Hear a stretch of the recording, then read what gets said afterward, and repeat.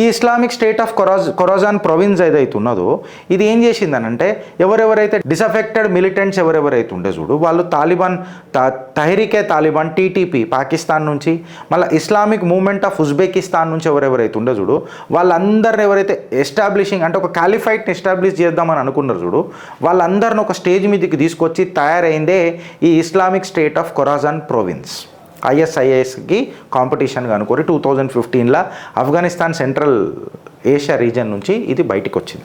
అయితే ఈ ISKPకి మనం అంత ప్రాధాన్యత ఎందుకు ఇవ్వాలంటే భయపడాలి నా గిరీష్ అని చెప్పి మాట్లాడితే భయపడాల్సిన అవసరం లేదు. మోదీ ఏతో ఏ లోగోं కుछ బోల్తీ ज़्यादा नहीं చలేగి అని అందరికీ తెలిసిందే. అయితే ISKP ఎందుకు ఇంపార్టెంట్ అని అంటే ఈ ISKP ఐడియాలజీ అనేది చాలా danger. For example Lashkare Taiba, al Qaeda ఇవన్నీ ఎట్లాంటివి అని అంటే ముస్లింలను చంపుకోవు, కాఫీర్లను చంపుతాయి. కాకపోతే ఈ ISKP ఏమని అంటదంటే వీళ్ళ ఐడియాలజీ ఏందనంటే అగర్ ముస్లింలు కూడా మన ఐడియాలజీకి వ్యతిరేకంగా ఎవరైనా మాట్లాడినా ఎవరన్నా కొట్లాడినా ఉమ్మాకు విరుద్ధంగా ఉన్నా వాళ్ళను భూస్థాపితం చేసేయాలా, మట్టిలో కలిపేసేయాలన్నదే వీళ్ళ ఐడియాలజీ.